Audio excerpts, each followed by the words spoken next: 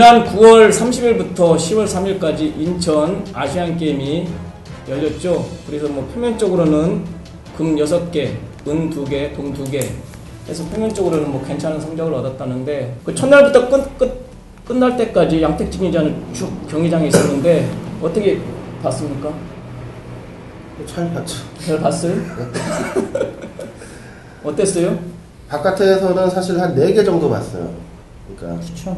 네, 4개 정도 봤고 근데 한 6개 정도가 이제 결국 뭐 분수령이었는데 네. 첫날 이제 뭐 우리가 금메달이 안 나오다가 둘째 날 그 마이너스 46kg급의 김소희 선수가 금메달을 따고 또 거기에 이아름 선수가 또 금메달을 또 따고 뭐 이렇게 쭉쭉 이어지면서 이대훈 선수가 사실 방점을 찍어줬죠. 3일차 남자 마이너스 63kg급 전경기를 점수차 승이라는.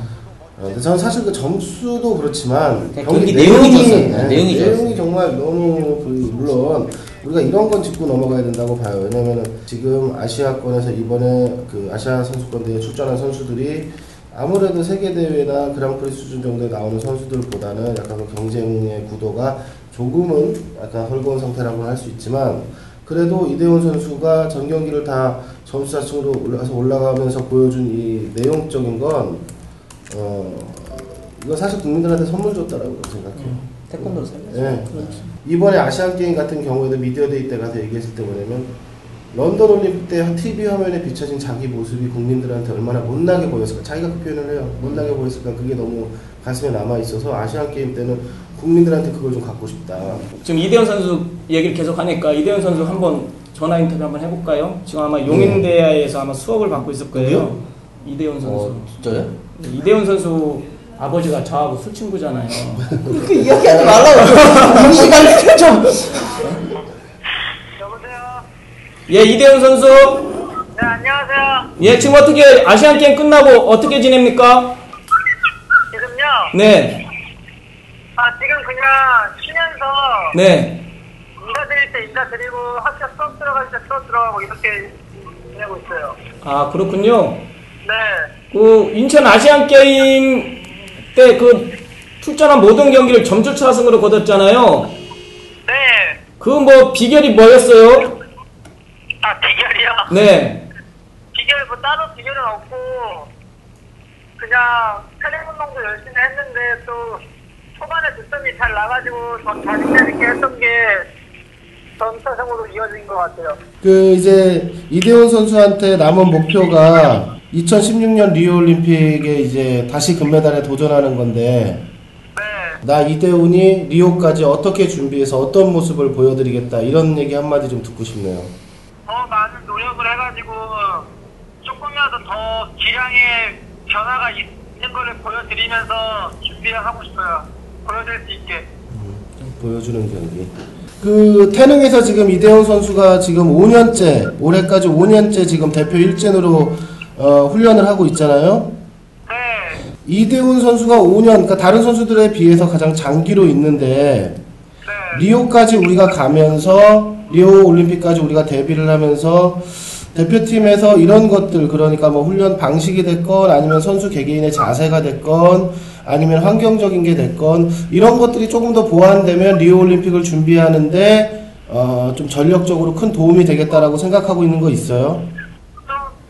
선수들끼리 좀 단합이 되면요, 좀 더 이렇게 단합할 수 있는 기회도 있고 이러면요, 좀 더 분위기도 좀 괜찮을 것 같고, 그리고 훈련적인 면에서도 상대를 좀 다 같이 보고 좀 연구도 좀 하고 이런 게 있었으면은 기술은 좀 좋을 것 같기도 해요. 네.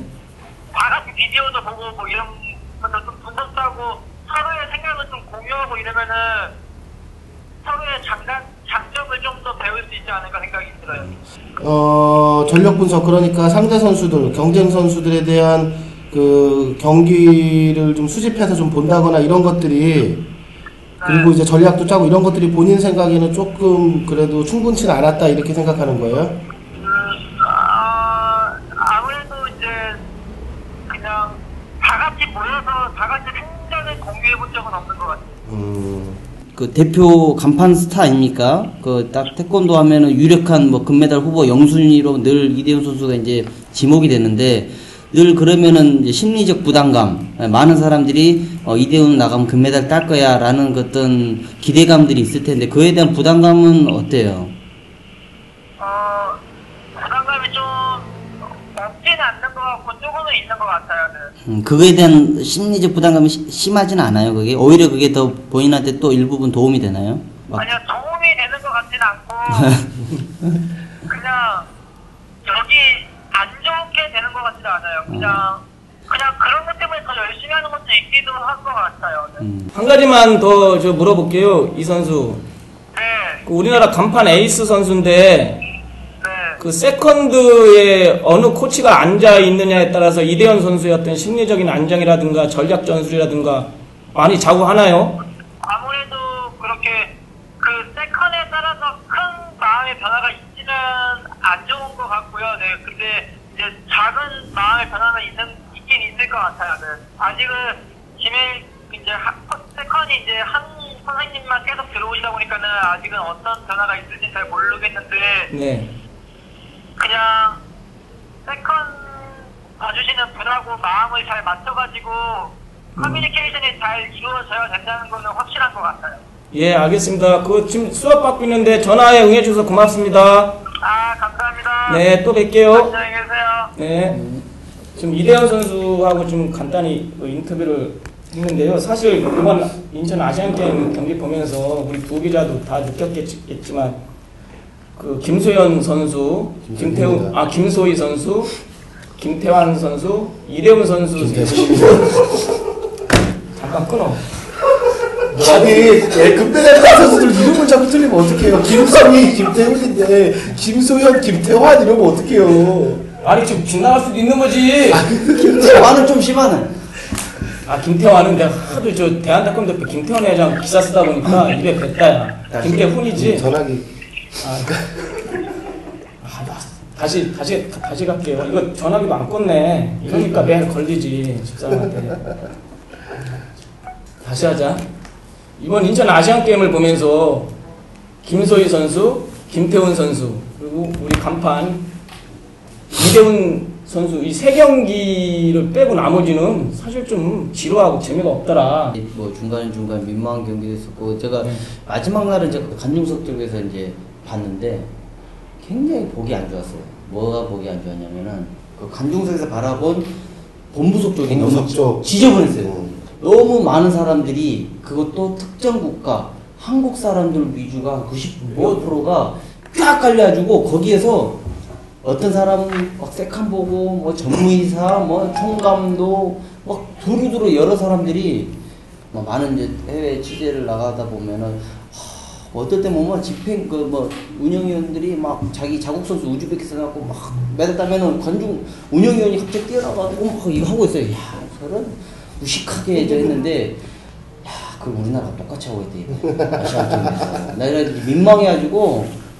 나는 대한태권도협회 기술전문위원회 사람들 경기 운영이고 팻말 달고 거기에 거의 90%가 포진되어 있잖아요. 난 국방부 장관기 대회를 보는데 전국체전이야, 전국체전. 그리고 아쉬웠던 점은 뭐였냐면 우리 선수들이 금메달을 땄어요. 전문센터예요, 그거. 그렇죠. 맞아, 그 얘기하려고 했는데 금메달 따서 기쁘면 차라리 거기에 자기 보러 와준 팬들 향해서 손 한 번 더 흔들고 환하게 웃어주는 게 정말 팬들에 대한 예의고. 그런데 물론 안 했다는 게 아니라 그게 좀 아쉬웠던 반면에 거기서 그 대한태권도협회 전무이사한테 그 내려가가지고 인사할 필요는 없어요.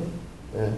그건 나중에 인사해도 돼요. 그렇죠. 예? 아니 저 선수가 자발적으로 간 거야. 그 세컨드 우리가 코치가 먼저 인사하라고 시키고 말아 그랬지. 시키는 거 봤습니다. 그렇겠지. 시켰겠지. 그리고 나중에 코칭 스태프 선임 돼야 되니까. 이거는 마치 약간 옛날 그 공산주의나 이런 네. 약간 좀 그걸 또 카메라 의식한 거 다 이게 지상파 다 나왔어요.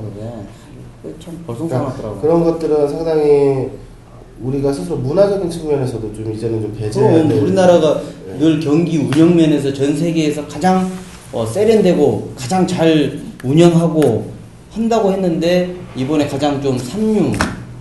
자, 지금까지 인천 아시안 게임 종합적으로 좀 점검을 해봤는데요. 일단 우리나라에서 열렸기 때문에 목표했던 금메달 6개를 획득하면서 일단 체면 치레는 했거든요. 이제 중요한 것은 2년 앞으로 다가온 브라질 리우 올림픽을 어떻게 대비해서 좋은 성적을 거두느냐.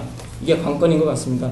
황 기자, 앞으로 우리 한국 대표팀 그리고 대한태권도협회가 어디에 중점을 두고 좀 준비를 해야 될까요? 저 2012년 런던 올림픽 끝나서부터 계속 주구장창 주장한 거는 뭐냐면 더 이상 우물 안에 개구리가 되지 말아라. 한국 태권도 이미 추세가 바뀌었다. 트렌드도 바뀌었고 추세도 바뀌었고 어떤 그 경기를 운영하는 사람도 바뀌었고 선수들도 바뀌었고 이 모든 게 바뀌었어. 근데 아직 안 바뀐 게 있어. 한국 태권도만 안 바뀌었어. 야, 그나저나 우리 독서장려 캠페인 한 보름 동안 했잖아.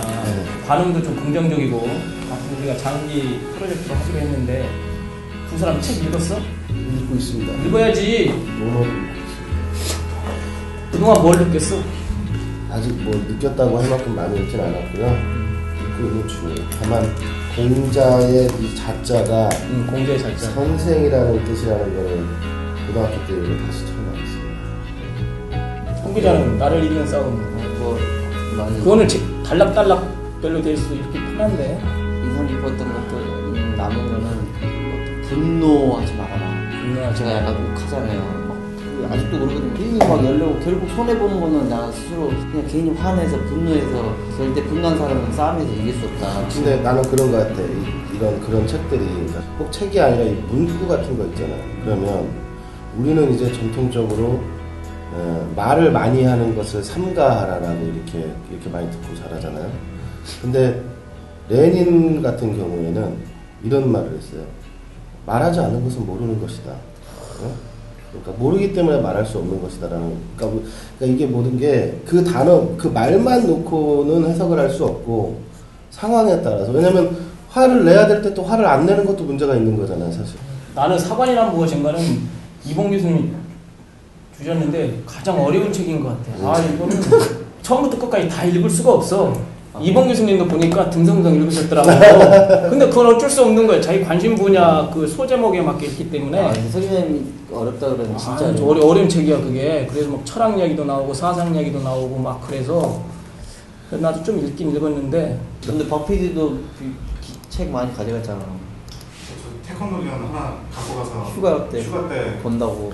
오, 좋은 책을 갖고 갔네. 태권도 전밖에 못 읽었어요. 3부만 기억에 남는 거 있어요? 기억에 남는 거는 태권도계는 옛날부터 시끄럽구나. 그렇지. 난 그걸 느꼈어. 제 논문이 언론 보도에 의한 거로만 역사를 태권도 형성기 시점 해방 이후에서부터 태권도가 어느 정도 형성이 됐다는 시발 68년도까지 1958년도에 첫 태권도라는 단어가 나와요. 그게 이꼬르 채용이잖아요. 그러면서 하는데 60년대 초반부터 싸움을 굉장히 많이 해요. 그 전에도 싸움을 해요. 통합은 뭐 하는 과정에서부터 뭐 하면서도. 근데 진짜 싸워. 계속 정체전 맨날 싸우죠. 그때도 싸워. 60년대 초반에. 야, 이때도 싸웠구나. 막 태수도로 갔다가 뭐 하면서도 이제 그리고 국제태권도연맹과 대한태권도협회 간의 어떤 분규 그런 것들이 막 적나라하게 막 계속 중앙일간지 계속 나와요. 싸우는 과정입니다. 싸움의 역사야. 태권도는 지금의 그거나 몇십 년, 50년 전에도 똑같았더라.